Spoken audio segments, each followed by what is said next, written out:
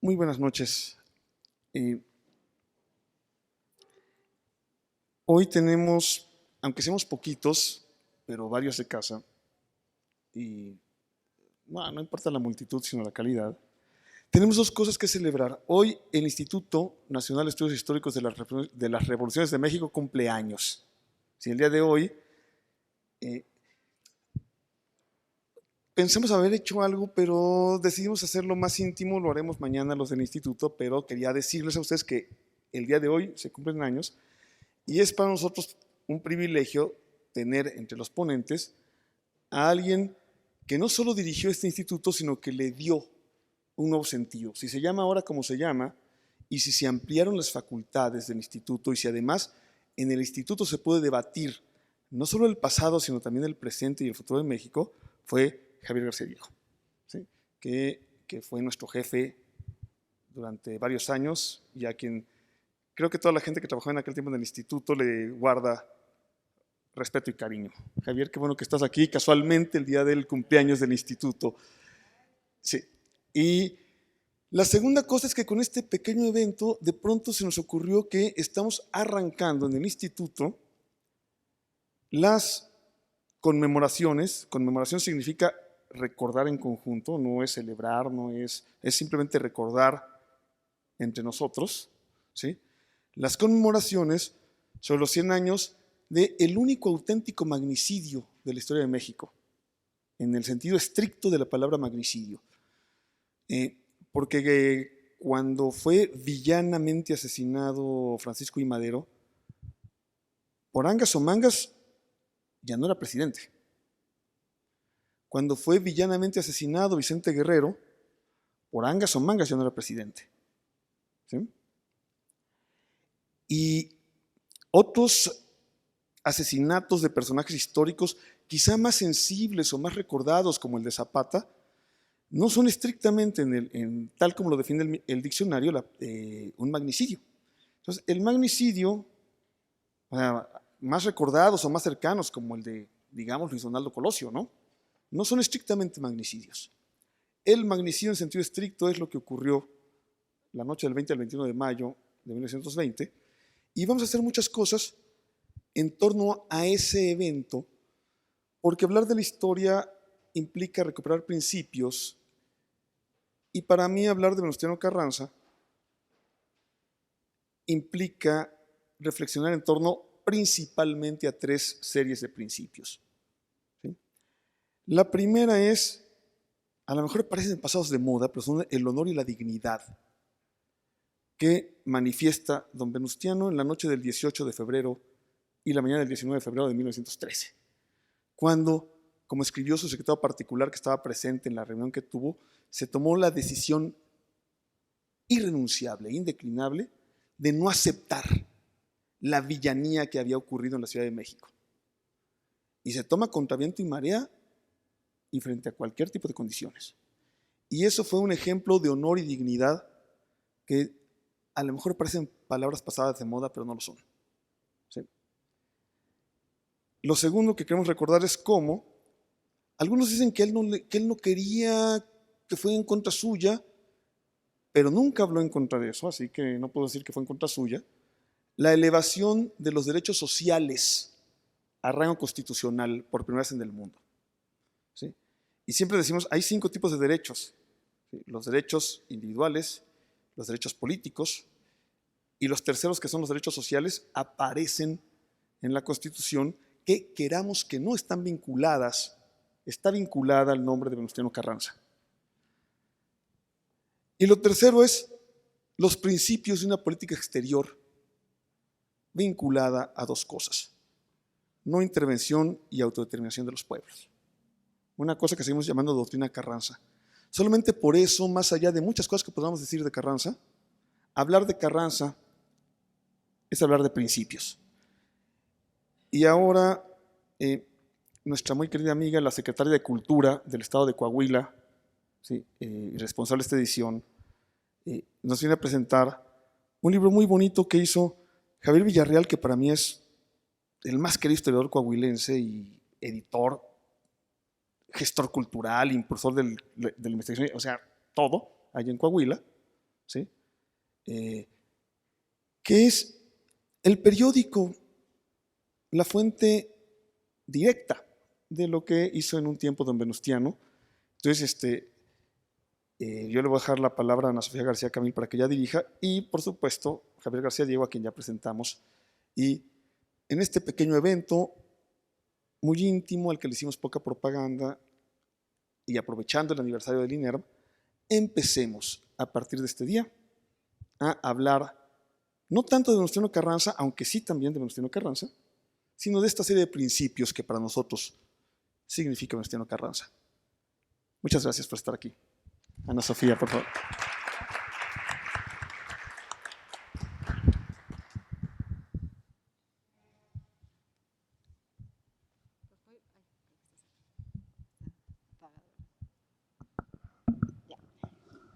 Pues muy buenas tardes a todas y a todos. Muchísimas gracias a Pedro por la invitación de estar el día de hoy aquí. Y bueno, les digo que hoy estoy un poco nerviosa porque estoy en medio de varios grandes historiadores que están aquí presentes, pero sí con mucha emoción de presentar este producto editorial y que, como bien lo menciona Pedro, pues iniciamos con esto toda una serie de actividades de este centenario luctuoso. Para comenzar mi intervención, quiero compartir un breve texto que pertenece al primer número de El Constitucionalista, la emblemática publicación que hoy nos reúne en esta presentación de este bello trabajo que compendia todos y cada uno de los números impresos bajo una edición facsimilar. Al público. Este periódico se publica con el exclusivo objeto de llenar una necesidad, la de que la función pública del gobierno constitucionalista tenga un órgano oficial debidamente autorizado para hacer conocer de manera directa y ordenada sus disposiciones e ir compilando los documentos que han de servir de base a la historia del movimiento constitucionalista. Cierro cita. Con estas palabras que acabo de leer, comenzó lo que sería el medio oficial en el que se hizo pública la función gubernamental que el primer jefe y sus allegados realizaron como gobierno representante de la legalidad y la justicia. Estas publicaciones dieron voz a un movimiento encabezado por don Venustiano Carranza, un coahuilense que fue obra y pensamiento, que en su momento encarnó el ideal mismo de legitimidad y de justicia, y que en la terrible tragedia que significó para la institucionalidad y la democracia, me refiero a la Decena Trágica, supo estar a la altura de los acontecimientos, haciendo un llamado a luchar contra las fuerzas golpistas a las que, junto con otros muy destacados actores políticos, logró derrotar, restableciendo las instituciones y concretando en 1917 nuestra actual Carta Magna. En la administración estatal, encabezada por el ingeniero Miguel Ángel Riquelme Solís, se mantiene un compromiso inquebrantable con el desarrollo cultural de las y los coahuilenses. Con publicaciones como esta, ponemos de manifiesto la importancia de valorar y conservar el acervo histórico que hombres de la talla de don Venustiano Carranza Garza nos legaron y nos enorgullece a todos los mexicanos. Una muestra de esta política han sido las diferentes publicaciones históricas que han visto la luz en años recientes. Editamos 5 títulos de la colección Biblioteca de Derechos Humanos del Estado de Coahuila, que tiene como objetivo mostrar al público episodios donde se han vulnerado los derechos humanos en nuestro Estado, con el objetivo de conocer la historia y que no se repita. También en su momento publicamos con Editorial Clio el libro 1913-1914 de Guadalupe a Teoloyucan, precisamente del doctor Javier García Diego, quien muchas gracias, un libro impresionante, la verdad, doctor. Así como 3 de Diana del general y escritor coahuilense Francisco Eliurquizo, Memorias y Diario de Vito Alessio Robles, aquí junto con una coedición con el INERM, el libro Coahuila en el Congreso Constituyente 1916-1917, entre otras publicaciones. Venustiano Carranza, tal como lo menciono en líneas anteriores, fue un hombre que se caracterizó por ser obra y pensamiento. Dentro de poco tiempo, de manera conjunta, como lo menciona Pedro, el gobierno federal y el estado de Coahuila, los estados de Coahuila y Puebla, comenzaremos diversas acciones para conmemorar el centenario de su muerte. Como una forma de honrar su memoria, el pasado mes de mayo, por iniciativa del gobernador, se inauguró la Biblioteca Central de Saltillo, en lo que antes fuera el antiguo internado de señoritas. Recordemos que en este internado vio la luz en 1909, precisamente por iniciativa del entonces gobernador de Coahuila, don Venustiano Carranza. Para nosotros es motivo de mucha satisfacción encontrar que grandes personajes históricos nos dieron el ejemplo en que inspiramos nuestra vocación como Secretaría de Cultura, y a partir de este ejemplo cumplir con el mandato legal de recuperar, registrar y difundir el patrimonio cultural de una entidad que se ha caracterizado por la labor de sus ciudadanos, que ha sido factor determinante de los mejores y más brillantes pasajes de la historia de nuestro país. Venustiano Carranza fue hombre de familia, servidor público, político, militar y constructor, pero sobre todo un estadista que supo vislumbrar el tipo de liderazgo que necesitaba nuestra patria en momentos de caos y perfidia. Hoy, al publicar este libro, mantenemos vigente su obra política y nos aseguramos que las futuras generaciones conozcan parte del proceso histórico que nos pertenece a todos. Por último, quiero agradecer de nuevo, a nombre, por supuesto, del Gobierno del Estado, a los académicos e instituciones que hicieron posible que don Javier Villarreal lograra esta compilación que le tomó bastante tiempo y esfuerzo, y que, bueno, ahora tenemos este resultado. Agradecer también nuevamente a Pedro Salmerón por su colaboración, entusiasmo y la oportunidad que nos brindas de presentar el libro aquí en tan importante recinto, y por supuesto al doctor Javier García Diego, y finalmente a todos ustedes que nos acompañan el día de hoy. Muchas gracias.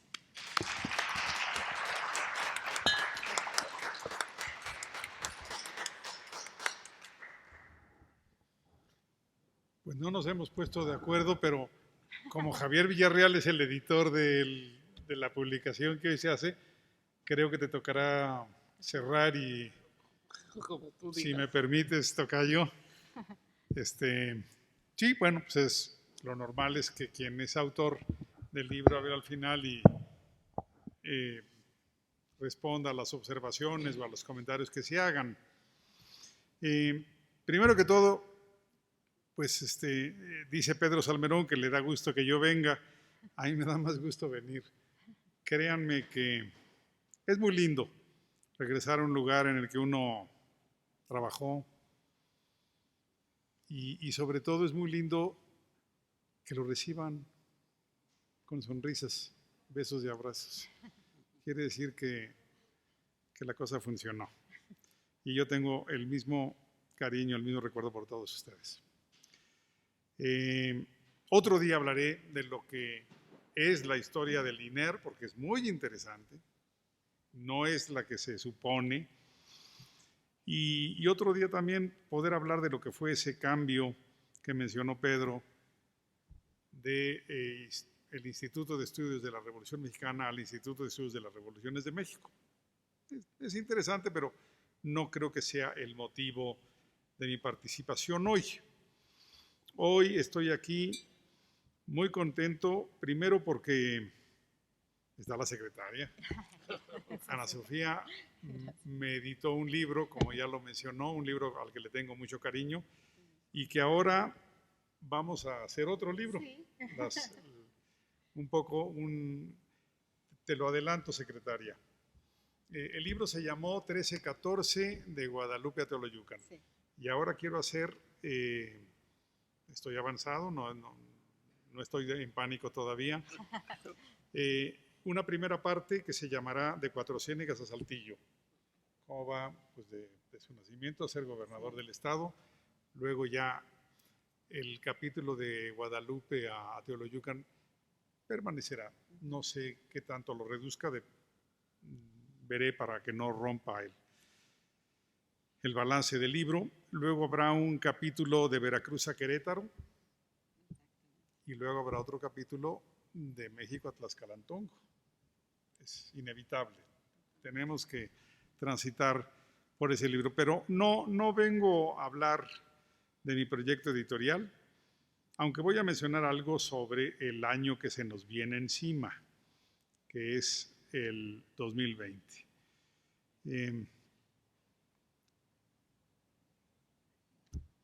Si me limito a la publicación que hoy tengo el gusto de presentar, yo diría que, a mi modo de ver, a pesar de que ahora estamos ya en los tiempos de las ediciones electrónicas, es muy, muy agradecible que contemos con esta edición del Constitucionalista. Para quienes no lo conocen, para quienes no sabían de su existencia, fue un periódico que publicó el gobierno de Carranza durante parte del periodo, un periodo muy difícil. Resumamos.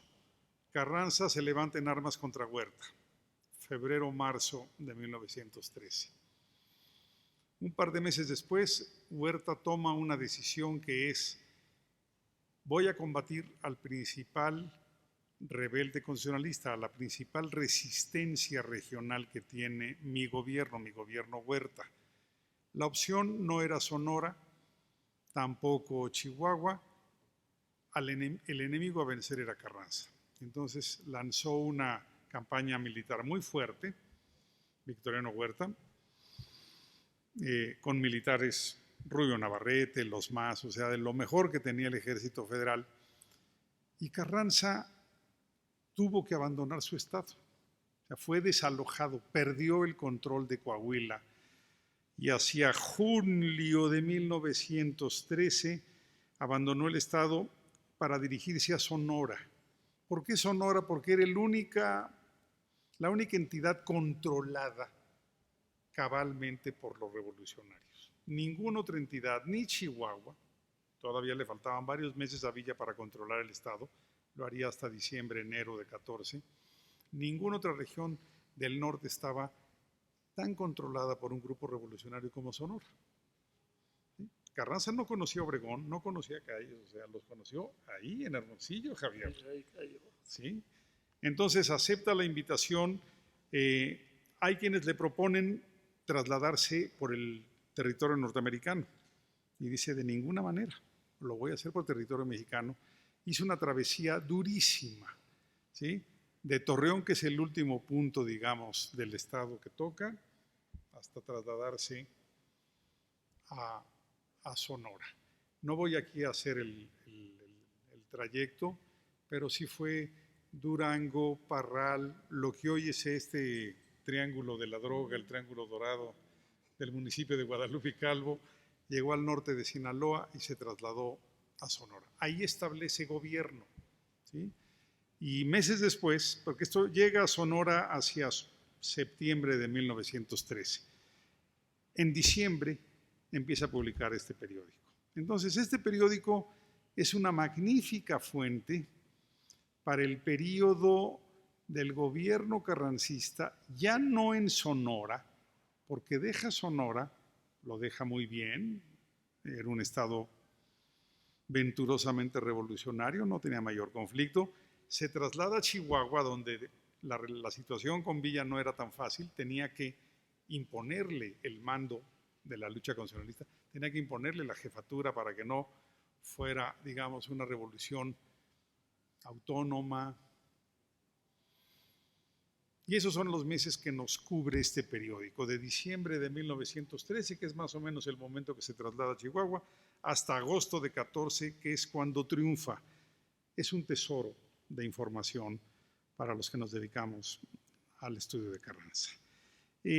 Yo aquí lo que tendría que destacar, y es algo que distingue a Carranza de los otros líderes de la revolución, es que él entendió que una revolución es más que una lucha armada.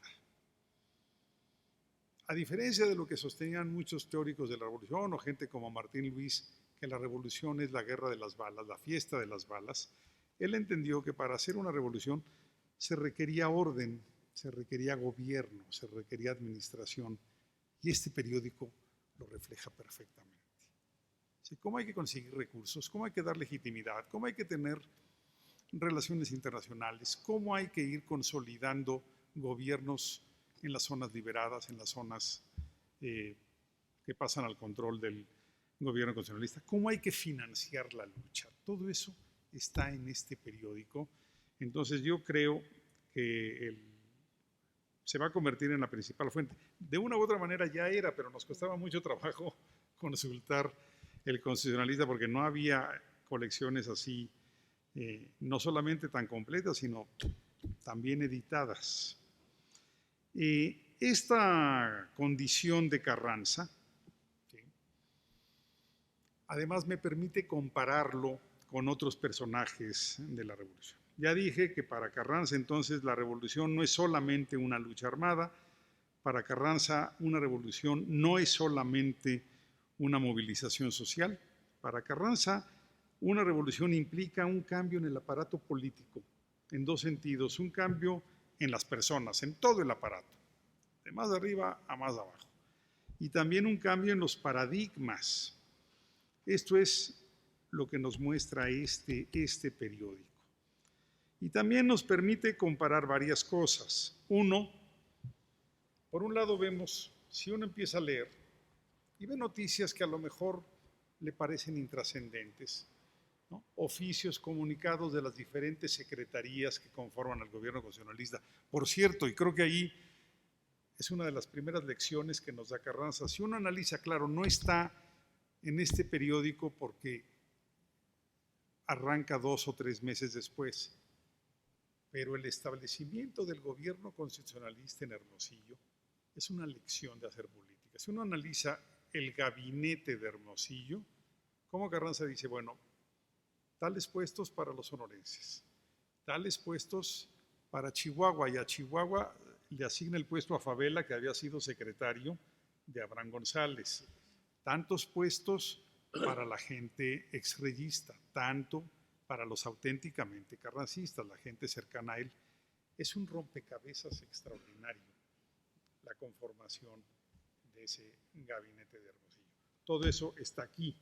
Pero repito, es una forma que nos lleva a comparar al gobierno de Carranza, al gobierno que había dejado Hermosillo y se estaba trasladando a Chihuahua para, repito, y lo digo abiertamente, controlar a Pancho Villa.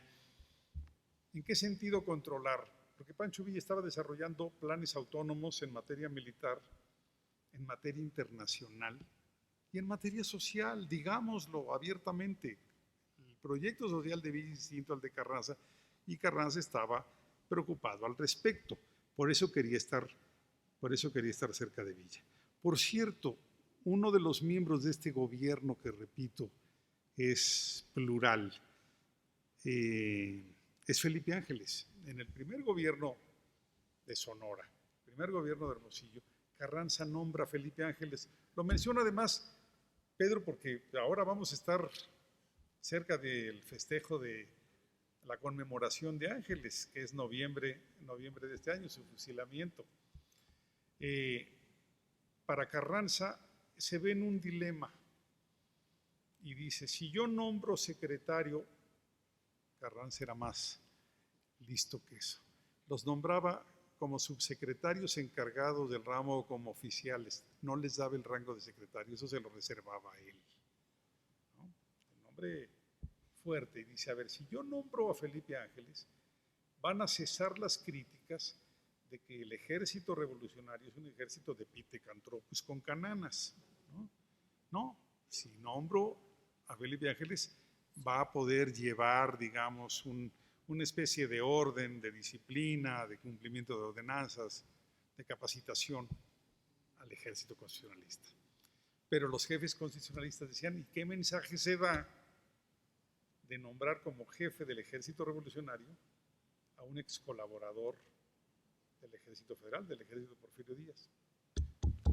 Todo eso está en este periódico. Entonces, por un lado se ve la consolidación paulatina, muy difícil, día a día, con esfuerzo, del gobierno carrancista, del gobierno constitucionalista, primero en Hermosillo, luego en Chihuahua y luego ya itinerante, obviamente hacia Saltillo y luego hacia el centro de México. Y por otro lado se ve el declive del huertismo. Al mismo tiempo que está ascendiendo y consolidándose el gobierno de Carranza, está decayendo el gobierno de Huerta. Son más o menos los mismos meses. Septiembre, octubre es el inicio ya clarísimo del derrumbe del gobierno de Huerta. Pero también la publicación de este periódico nos permite comparar a Carranza, al constitucionalismo, con otras facciones revolucionarias. Y pienso inmediatamente en Madero, otro coahuilense. Nunca tuvo la capacidad política de Madero, de Carranza, nunca entendió Madero la importancia de eso que llamamos hoy la comunicación política. Aquí está la comunicación política de Carranza. Madero nunca pudo desarrollar algo parecido.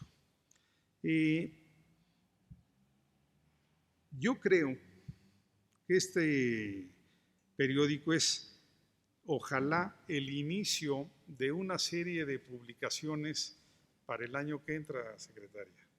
Yo sé que no le corresponden a Coahuila porque no se editaron en el estado, pero sería buenísimo que tuviéramos una reedición facsimilar de La Vanguardia que se publicó en Veracruz, en Orizaba, en fin. Fueron pocas semanas, pero es un periódico muy importante para ver cómo se consolida el gobierno de Carranza una vez que huye de Ciudad de México. Y obviamente el periódico El Pueblo, que es un periódico muy importante ya para los años de 15-16. No menciono el Universal y el Excelsior, porque claramente son distintos, son periódicos ya de iniciativa privada, no son periódicos impulsados por una facción revolucionaria. Claro, uno podría decir, bueno, pero si en el Universal está Pallavicini. Sí, claro, hay un arreglo ahí con Carranza, pero son periódicos que surgen al amparo de la Constitución de 1917. Cuando se establece la libertad de expresión, la libertad de imprenta, empiezan a surgir periódicos, no solamente el Universal, el Excelsior, en fin, y otros muchos a lo largo y ancho del país. También yo quisiera, y qué bueno que está Pedro aquí, y que está Ana Sofía, y que está Javier Villarreal, en que en el año que entra no nos concentremos en 20, no nos concentremos en Tlaxcalantongo, ¿sí? Que avancemos en el conocimiento. Yo sé que hace poco se acaba de conmemorar, y creo que se hizo relativamente bien, el centenario del 17. Bueno, por lo menos no hubo estelas de luz, hubo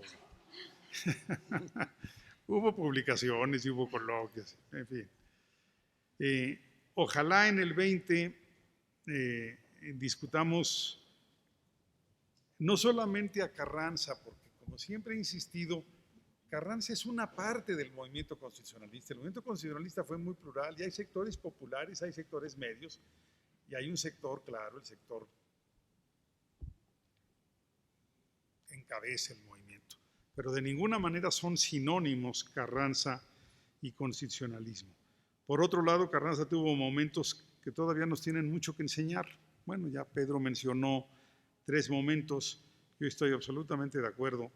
Además, si nos concentramos en Tlaxcalantongo en el 20, vamos a entrar en un conflicto, porque la gente nos va a decir, ¿cómo están festejando, ¿sí?, este año a Venustiano Carranza si el año pasado conmemoramos a Zapata y nos dijeron de enero a diciembre que Carranza había sido parte de los asesinos de Zapata? Entonces, vamos a tener que entrarle al tema de que así son las revoluciones. Son muy costosas, y este es un mensaje para la Cuarta Transformación. Todas las transformaciones tienen costos y muy fuertes, y hay que asumirlos. Y lo importante es que los logros sean mayores y mejores que los costos. Ese es el objetivo que debe tener cualquier gobierno, que los beneficios sean superiores a los costos. Y con eso dejo mi primera participación, y no sé si Ana Sofía me va a dar otra vez la palabra después que hable Javier. Gracias.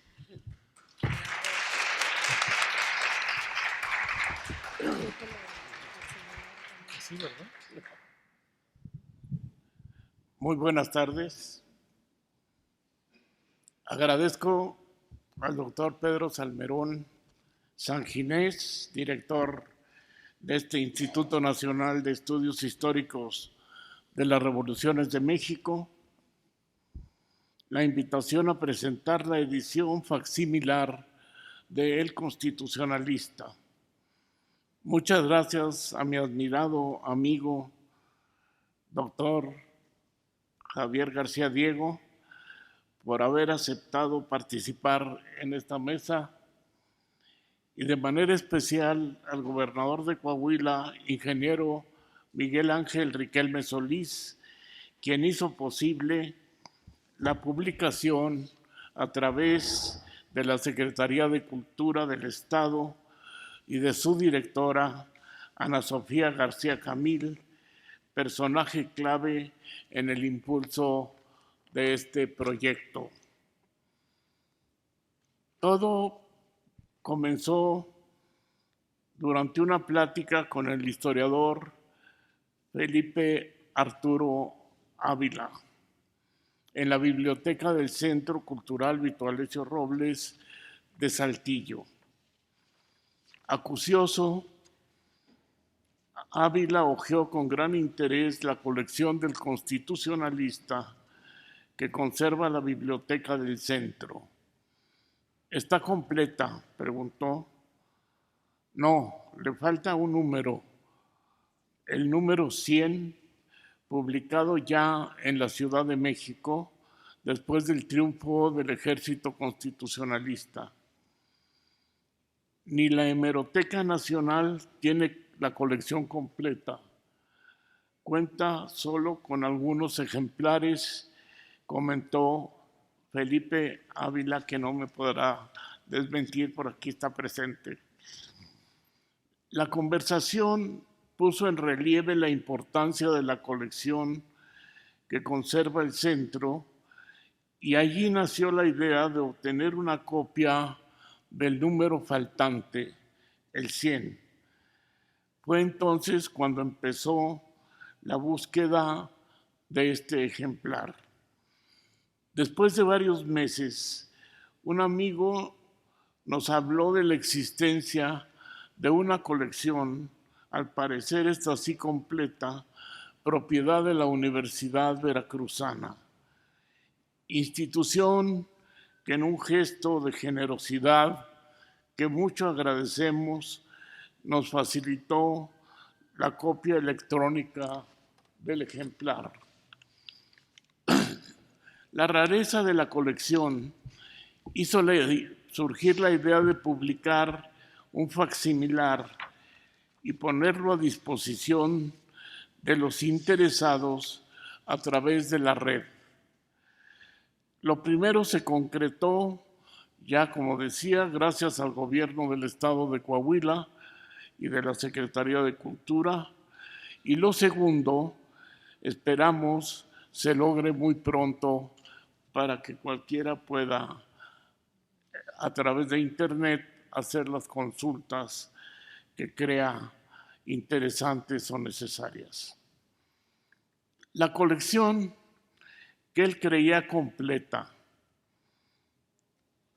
Vito Alessio Robles la considera en uno de sus artículos titulados Gajos de la Historia, una verdadera joya bibliográfica, tanto por su extremada rareza como por su contenido.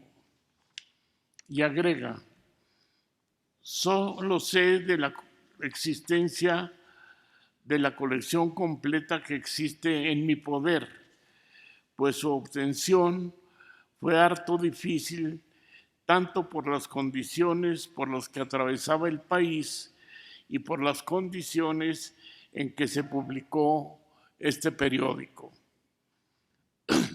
Antes de referirme al Constitucionalista, a El Constitucionalista, me parece justo reconocer el amor a la historia del ingeniero Alessio Robles, a cuyo fondo bibliográfico pertenece el volumen del Centro Cultural.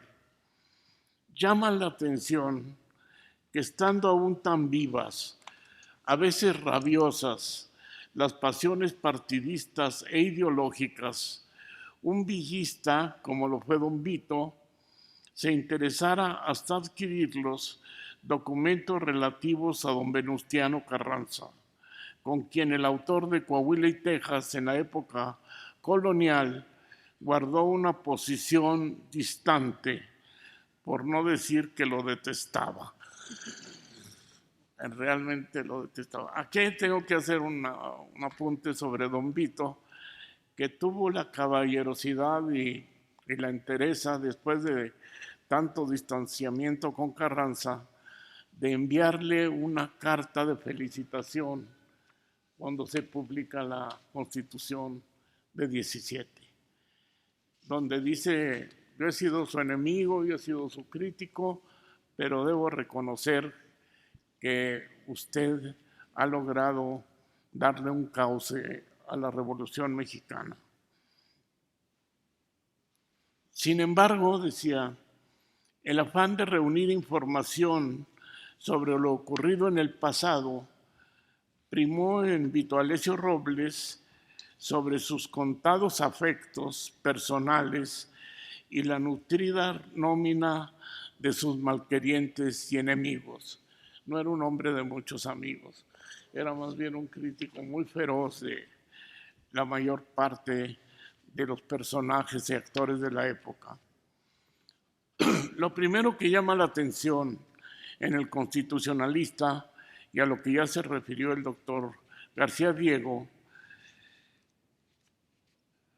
es que cuyo número inicial apareció en Hermosillo el martes 2 de diciembre de 1913, lo que llama la atención, decía, es que se proclama órgano del gobierno constitucionalista.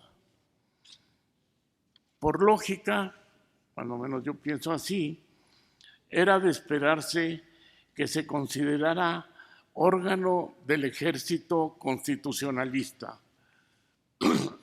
porque aún faltaban 8 cruentos meses y 11 días para la firma del Tratado de Teoloyucan.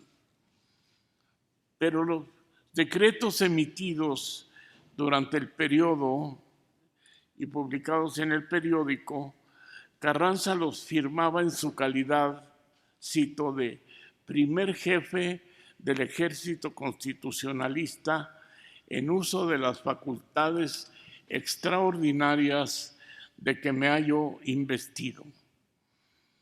Exceso de optimismo o reiterada afirmación de la ilegitimidad y por tanto inexistencia del gobierno de Huerta, así lo consideraba el periódico, es decir, Carranza a través del periódico, que el martes 10 de febrero de 1914 insertó el siguiente aviso, que voy a dar lectura, es un aviso corto.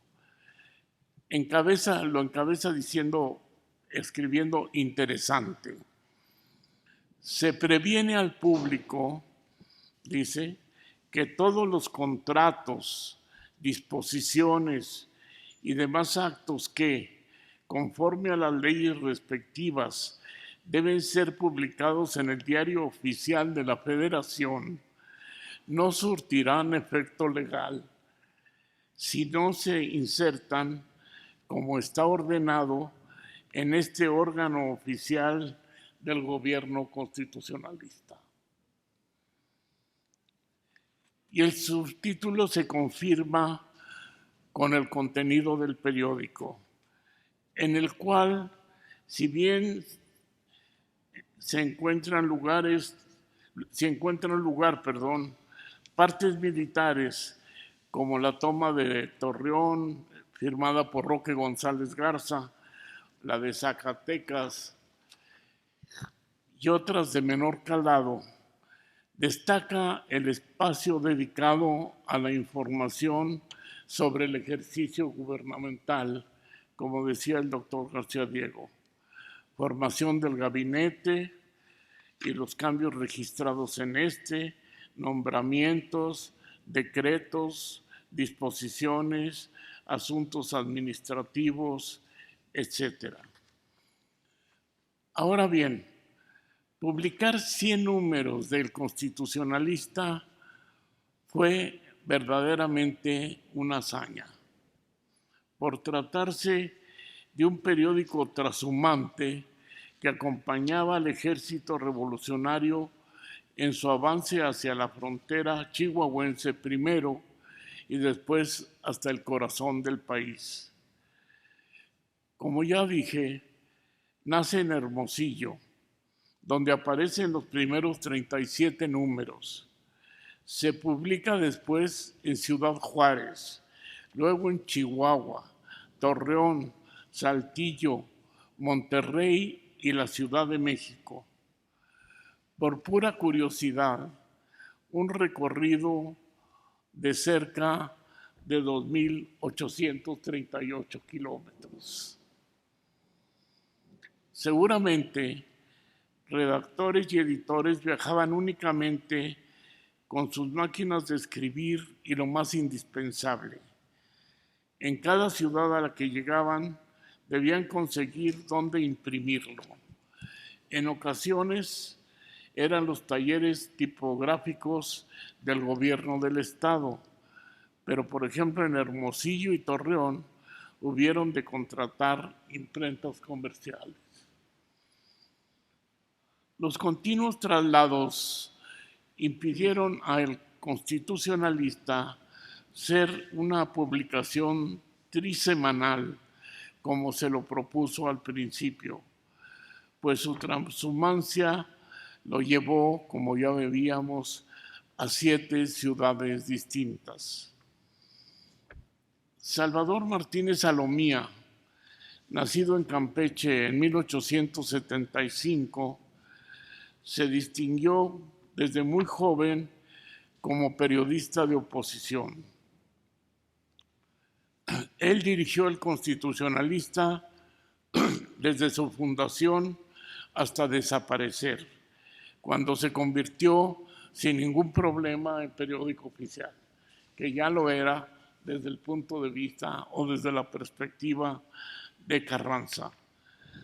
En 1901, Martínez Salomía había pasado varios meses en prisión en su ciudad natal, acusado de ultrajes a un funcionario público, aparecidos en El Reproductor Campechano, así se llamaba el periódico, semanario religioso noticioso de variedades, literatura y anuncios, del que era director.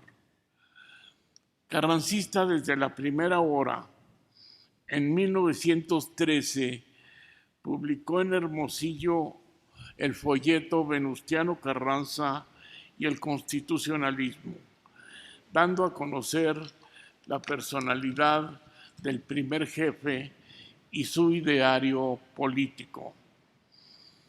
Tras la caída de Huerta, fue embajador en Honduras y El Salvador. Murió en esta Ciudad de México en 1920. Finalmente, solo esperamos que el esfuerzo de reunir y publicar esta colección sea de utilidad a los interesados en la Revolución Constitucionalista y en su primer jefe, y que esta publicación sirva, como lo ha dicho la señora secretaria de Cultura de Coahuila y el doctor García Diego, de preámbulo a las conmemoraciones del centenario de la muerte de Carranza, que ha de cumplirse el próximo año. Muchísimas gracias.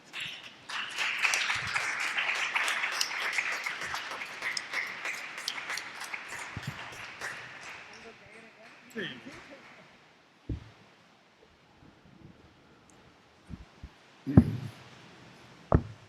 Siempre tuvimos este problema del audio en la lluvia.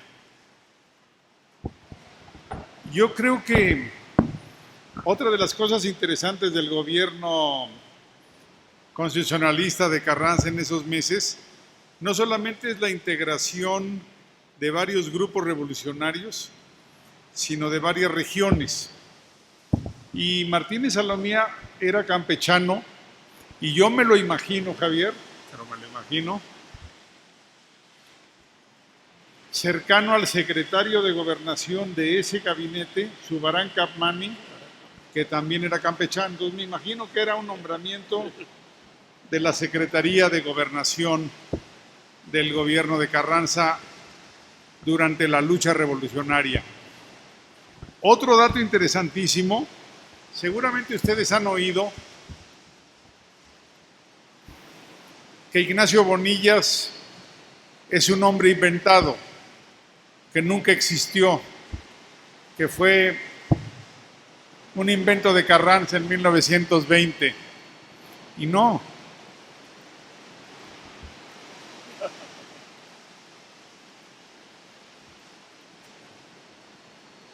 Ignacio Bonillas fue el único en ese gabinete de Carranza en tener 2 secretarías, Fomento y Comunicaciones.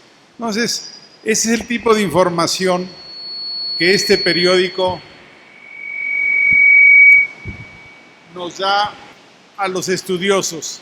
El detalle menudo, el detalle erudito, va a ser una gran fuente el periódico.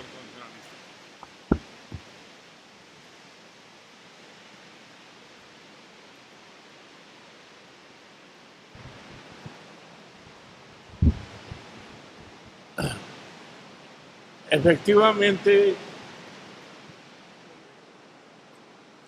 Bonilla no se escucha. Esta lluvia es anticarrancista, seguramente. Por el centenario de Zapata.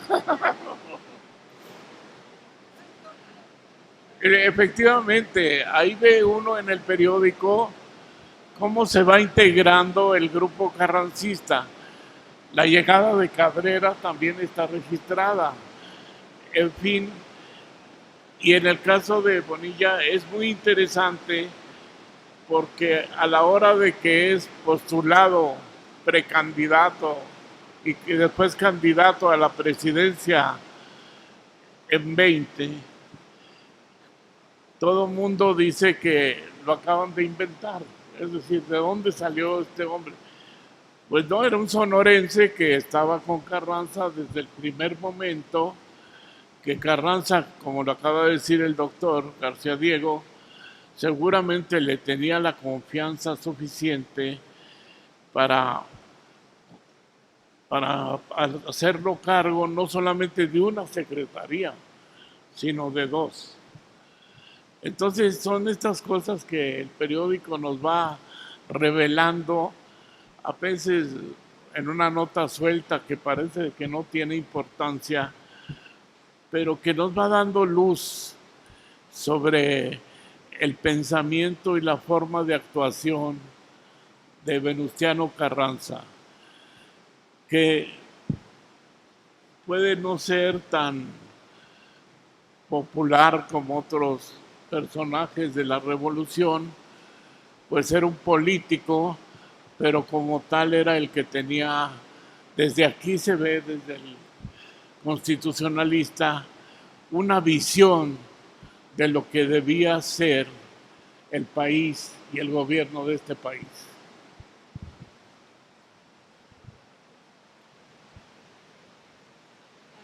No sé si lo abrimos a... No sé si gusten hacer un espacio de preguntas para...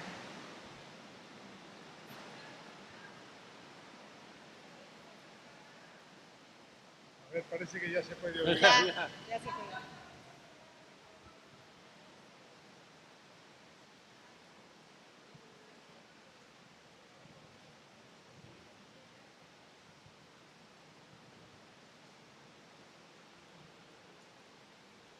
Ahora, otra cosa, Javier, que queda claro, es que la revolución se hizo relativamente con pocos recursos. O sea, Sonora era la entidad más rica dentro del constitucionalismo, pero no está sobrante de recursos. Si uno ve el periódico, es un periódico humilde en términos tipográficos. Y luego otra cosa que es, yo hasta diría, enternecedora, cómo de repente en el periódico dan cuenta de que ha llegado alguien, ya mencionó Javier a Luis Cabrera, a sumarse a la revolución ¿Y cómo los aceptan? Bueno, otro caso fue Felipe Ángeles. Entonces es realmente muy bonito ver cómo va conformándose el gobierno y el ejército constitucionalista. Aquí hay muchísimas noticias sobre el ejército a todo lo largo y ancho del país. Efectivamente, así es. En las páginas del Constitucionalista se ve cómo la figura de Carranza se vuelve cada vez más atractiva para, bueno, su figura y su lucha se vuelven cada vez más atractivas y empieza a atraer a gente como Cabrera, como Ángeles y muchos otros que se van sumando a este movimiento cuyo inicio en marzo de 1913, pues en realidad no prometía gran cosa, porque era un puñado de personas que rodeaban a don Venustiano en la hacienda de Guadalupe, y la mayoría de ellos antiguos miembros de las guardias locales o exburócratas del gobierno del estado. Entonces es muy interesante cómo va creciendo este movimiento y atrayendo a más y más gente. Ahora, lo que resulta realmente sorprendente para mí, desde mi muy modesto punto de vista, es la capacidad de Carranza para mantener la cabeza de la revolución constitucionalista cuando empiezan a crecer tantas figuras alrededor. No sé si tengan algún comentario. Muchísimas gracias por su... No señala el tiraje el periódico. No, era muy reducido. Era muy reducido. Y en realidad por eso es la dificultad de que existan colecciones, además, en medio de la lucha armada. Porque el único que creía que era el gobierno constituido era Carranza y el periódico, porque la verdad era que estaban luchando metro por metro contra el gobierno de Huerta. Yo creo que el periódico incluso variaba muchísimo en el tiraje por la capacidad local. Como decía, a mí me parece realmente una hazaña. Un servidor alguna vez ha dirigido periódicos. Una hazaña estar publicando este periódico en 7 ciudades diferentes, siguiendo a un ejército revolucionario. Yo creo que variaba mucho el tiraje, pero lo que queda muy importante, lo que es muy importante, es que su calidad de testimonio. Es decir, es un testimonio de un jefe revolucionario como era don Venustiano, que considera que él ejerce el verdadero gobierno a pesar de que Palacio Nacional y gran parte del país siguiera bajo el control de Huerta. El valor testimonial del constitucionalista es, no sé si coincida conmigo el doctor García Diego, es muy importante. Sí, yo después de esta pregunta inmediatamente busqué si había precio. No consigna precio. Yo creo que 5 centavos. Pero no en el primer número, ¿eh? No, entonces que 5 centavos Sí. y luego números anteriores. 15. Realmente era un periódico dirigido para las propias jefaturas del gobierno, del ejército, para el aparato consular, para que llegara a determinados gobiernos, básicamente a Washington. En fin, es un periódico muy interesante. Otra característica es que no tiene caricaturas, ¿sí? Es un periódico serio, gubernamental, ¿no? No es un periódico de oposición, nunca hay una caricatura ni siquiera contra Huerta. Es un periódico informativo sobre la consolidación del ejército y del gobierno constitucionalista.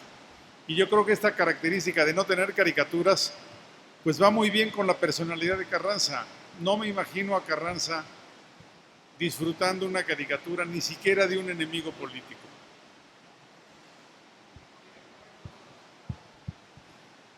Es el mismo director. Todo en los números.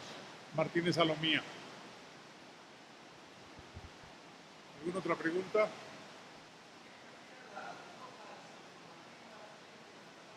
¿Quién redacta? ¿Quién hace las notas informativas?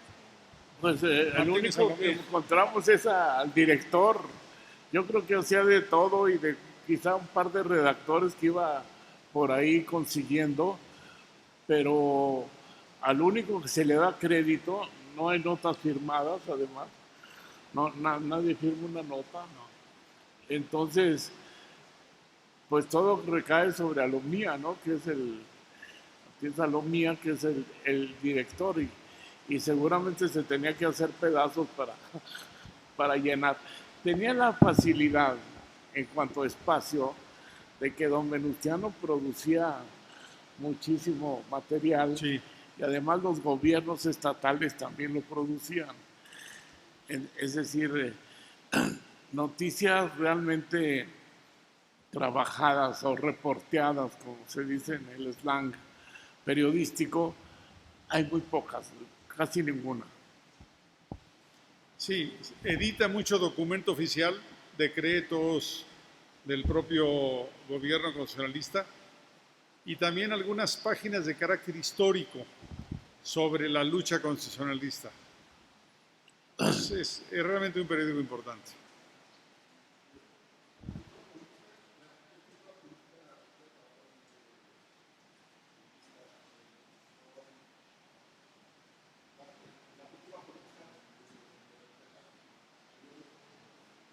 No. Bueno, yo creo que la cultura política que refleja es claramente la política del constitucionalismo. Ahora, ¿qué significa el constitucionalismo?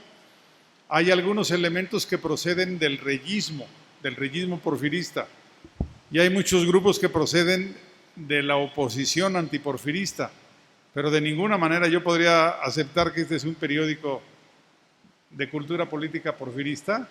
No, todo lo contrario. Es un periódico que está incluso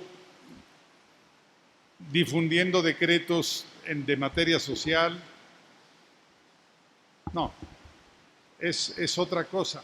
Reyes fue lo más cercano al porfirismo, pero Carranza, pero Carranza fue un reyista, y un reyista de cierto corte.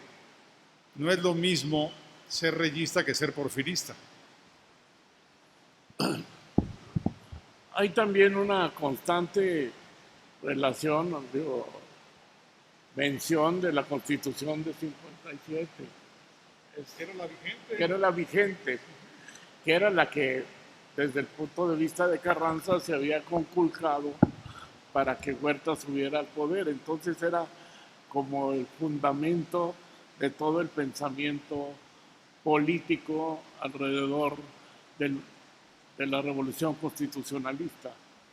Bueno, que lleva ese nombre precisamente. Esto que acaba de mencionar Javier Villarreal es importantísimo. Yo he leído a muchos colegas que dicen que el objetivo de Carranza era restaurar la Constitución del 57. Bueno, lo cierto es que la Constitución del 57 nunca fue derogada, y que por eso el Congreso Constituyente es para reformar esa Constitución. ¿Sí? Pero Carranza, muchos de sus actos de gobierno están avalados en la Constitución de 57. Y Huerta mismo, a pesar de que derrocó a Madero a pesar de que disolvió el Congreso en octubre de 13, siempre se ampara en un articulado de la Constitución de 57. O sea, Huerta tampoco aceptaría haber derogado la Constitución de 57. Entonces, es la vigente. Sí, y tan vigente se considera que, digamos, la numeración de las legislaturas No se no se interrumpe. interrumpe.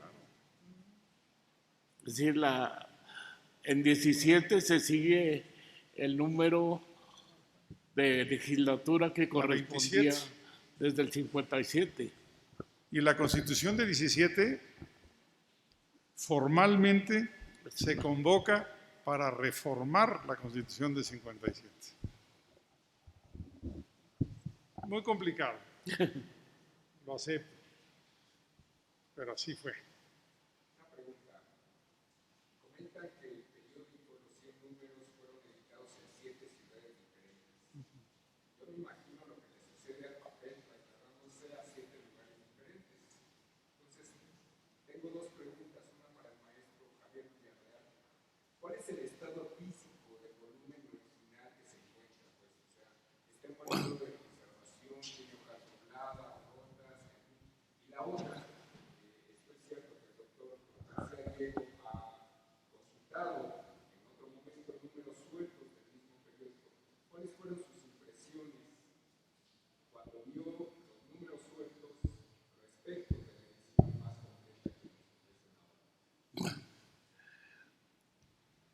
La colección que conserva el centro está en magnífico estado de conservación.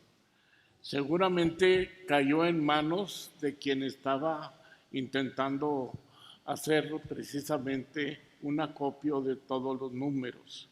Está encuadernada posteriormente, seguro, al finalizar ya todos los ejemplares disponibles, pero también llama mucho la atención, ya desde un punto de vista técnico, es la calidad tipográfica y la calidad del estilo del periódico.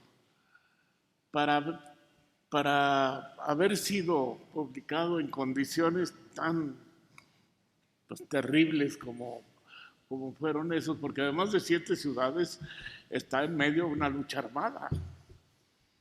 Es decir, no nada más es la cuestión geográfica de estarte moviendo, sino con quién te estás moviendo y cómo te estás moviendo. A mí me llama mucho la atención la claridad del estilo y el cuidado tipográfico de la publicación, sinceramente. Para la época, es un periódico muy bien presentado. A ver, yo abundaría en un aspecto y luego pasaría a lo que me preguntas. Los que trabajamos Revolución Mexicana tenemos varias opciones documentales. Hay algunos a los que les gustan las fuentes secundarias. Y bueno, ¿qué dijo mi colega o qué dijo mi viejo maestro? A mí terminó por aburrirme un poco, aunque sé que ese mismo principio que yo aplico, pues me lo aplicarán a mí. Luego hay quienes nos gustan los archivos. Los archivos, básicamente. Yo me inclinaría por ese soporte historiográfico. Hay quienes gustan de las fuentes originales, las fuentes del período, que en el caso de la historia de México, de la Revolución Mexicana, hay muchas y muy buenas. Ahora, de los periódicos. Los periódicos es una cosa complicada en México. Hay buenas colecciones en la hemeroteca, relativamente buenas, hasta el 14 en Ciudad de México. ¿Sí? Encontramos dificultades para colecciones completas de periódicos de eso que antes románticamente, nunca despectivamente llamábamos provincia, ¿no? Hay algunas. En términos de colecciones, los meses más difíciles para periódicos, incluso capitalinos, son obviamente segunda mitad de 14 y todo 1915. ¿Por qué? Porque salió el gobierno de Huerta, vamos a llamarlo así, entró Carranza, se fue Carranza a Veracruz, entraron los convencionistas. Al interior del convencionismo hay diferentes facciones. Cada vez que hay un cambio de gobierno, hay un impacto brutal en la prensa. Entonces se vuelve a estabilizar, digamos, la producción de periódicos hasta 1916 y clarísimamente 1917. Después ya no tenemos problemas. ¿Dónde encontramos las colecciones? En la hemeroteca, en la biblioteca Lerdo, ¿sí? En algunos archivos, sobre todo de periodistas, hay colecciones en Estados Unidos. Yo consulté muchas colecciones de periódicos mexicanos en Estados Unidos. Ahora, vuelvo a tu pregunta de cuál era la condición física.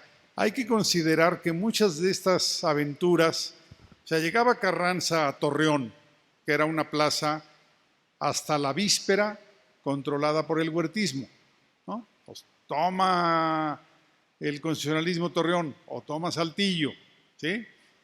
Huyen las autoridades huertistas, las autoridades federales, y muchas veces estos periódicos se imprimen en los talleres de los periódicos del gobierno anterior.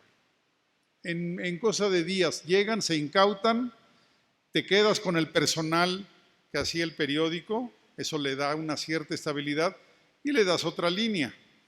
Pero si tú ves la historia del periodismo mexicano de 1914 y 15, es básicamente el desplazamiento de los periodistas porfiristas o huertistas, la incautación de sus talleres y la apropiación de ellas, de esos talleres, de esas prensas, en favor del grupo revolucionario en turno, porque lo toman los carrancitas y luego vienen otros y luego vienen otros. Pero esta fue más o menos la historia de esa parte del periodismo.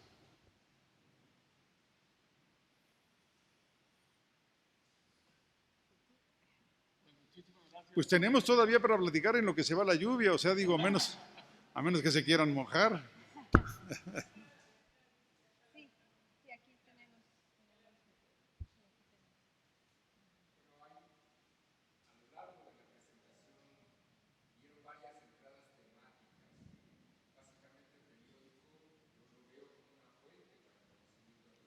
Obviamente, sí.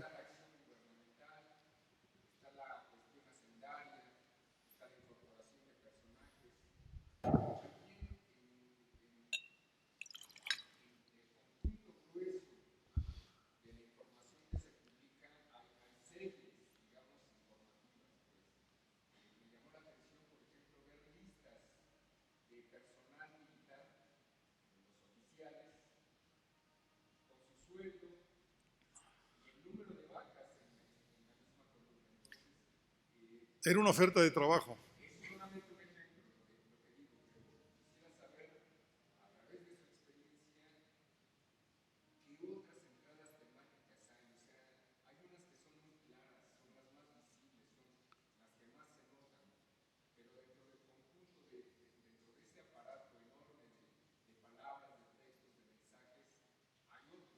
Yo vería dos: política internacional, o sea, casi todas las ciudades por las que se publicaron son fronterizas o cuasi fronterizas, ¿no?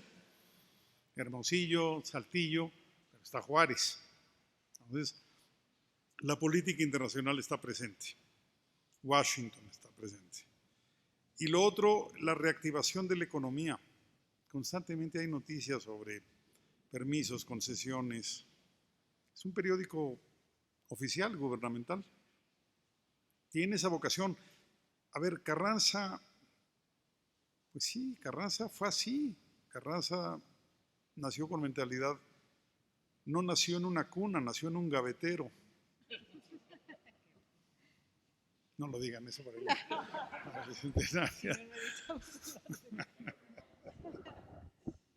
Era un burócrata, era un funcionario irredento, ¿no? En todo veía rápidamente el número de oficio.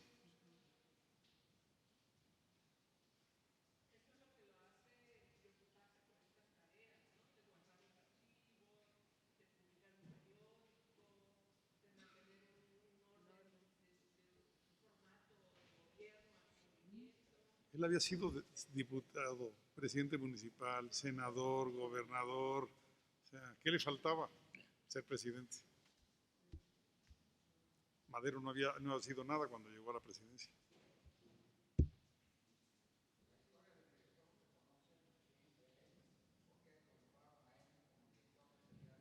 A lo mejor aquí nos resuelve el asunto Rafa Hernández.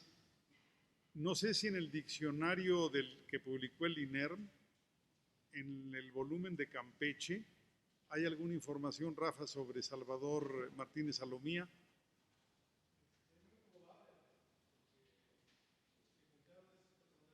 Pero tú no la tienes ahorita aquí. ¿No te lo sabes de memoria? Sí se lo sabía de memoria antes todo el diccionario. Un gran conocedor de edad de la Revolución.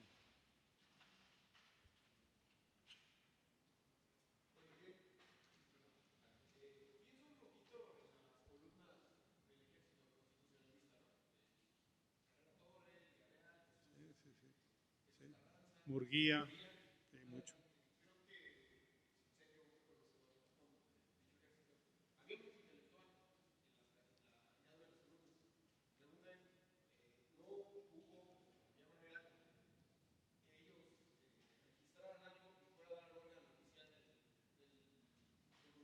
Probablemente lo que aquí se ven son noticias que enviaba el jefe del Estado Mayor o del detalle de Murguía, aquí lo convertían en noticia y podría ser un informe a Carranza.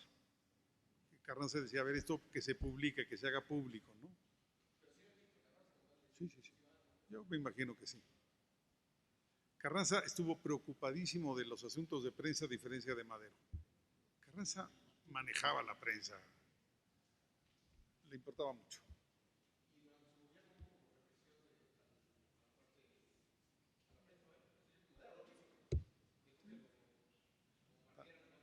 También hubo de eso, claro. Aquí Javier no me deja. A ver, Rafa, ¿qué tenemos?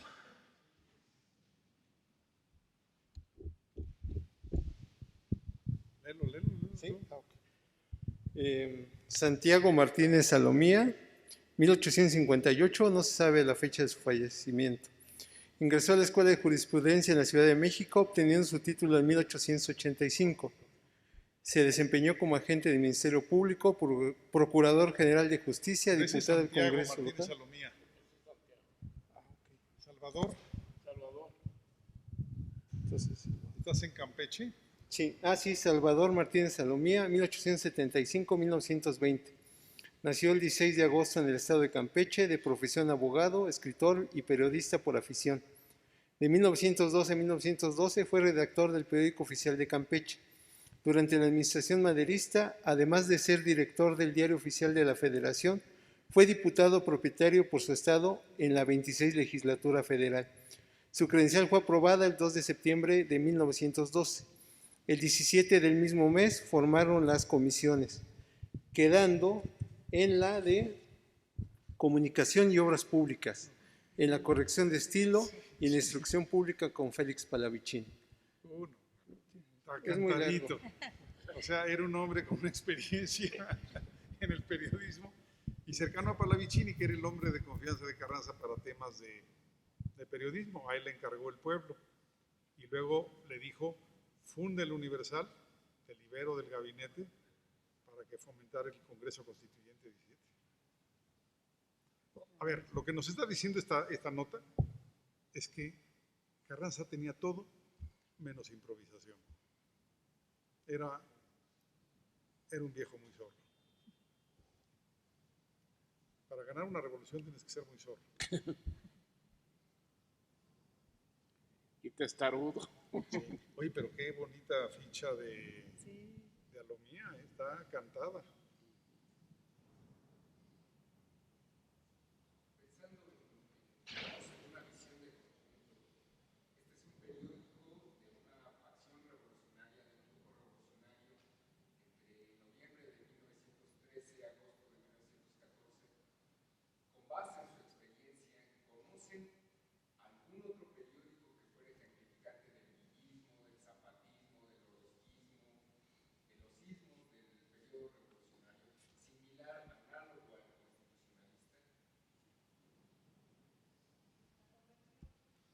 Bueno, sí, lo que duró la convención, sí, absolutamente. Ah, bueno, sí. Y ahí estaba metido Vito Alessio Robles.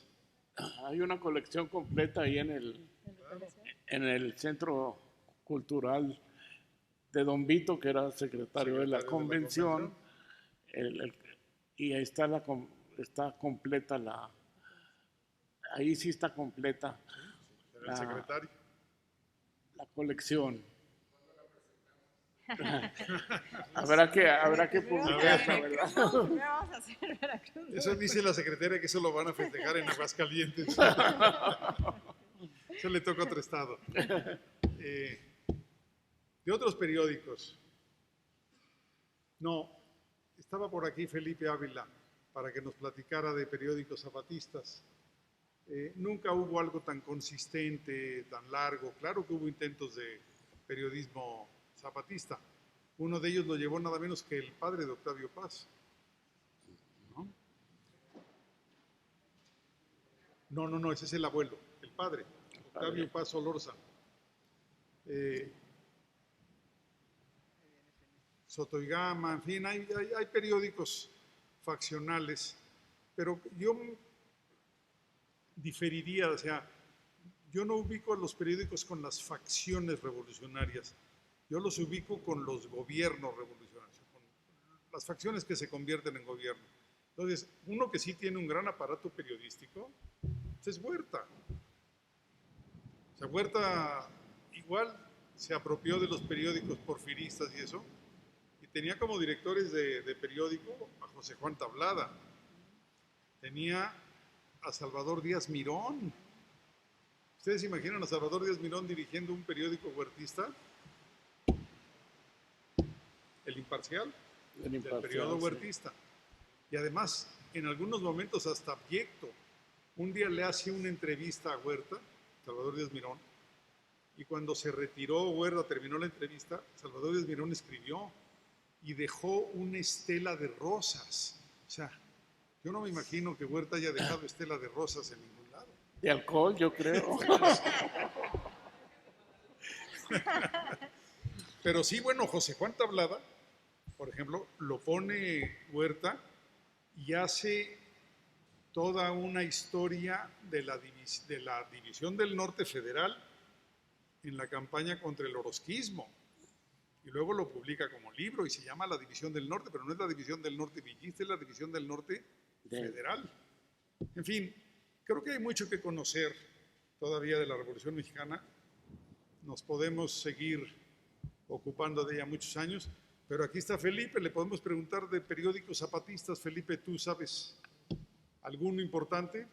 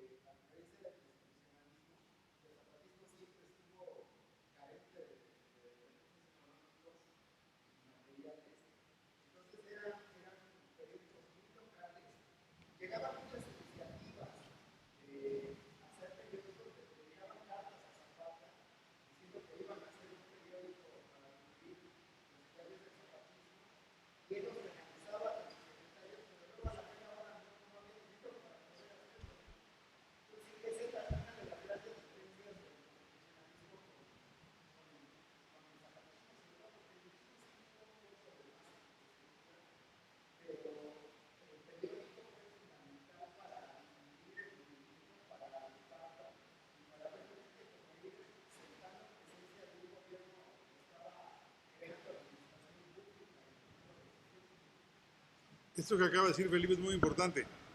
También había contenido ideológico. Entonces hay algunos periódicos carrancistas cuyos ilustradores eran Clemente Orozco y el doctor Atl. O sea, no es poca cosa, ¿eh? Sobre todo el periódico de La Vanguardia en Orizaba. Bueno, Atl permaneció mucho tiempo vinculado a periódicos carrancistas. Y claro que había el acercamiento a los obreros y a los campesinos. Sí, es un canal de comunicación muy fuerte.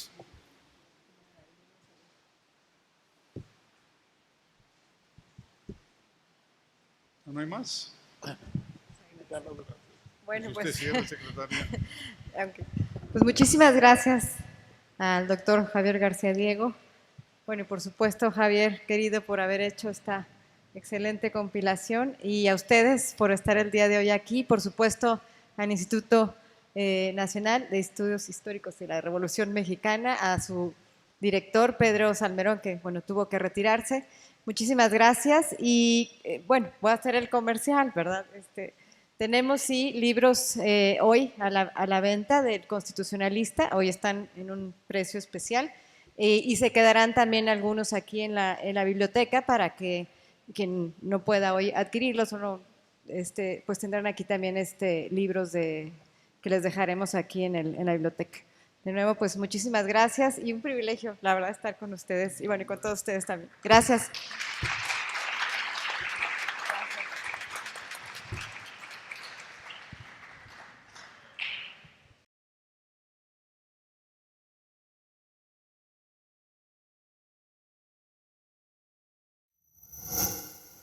Gobierno de México.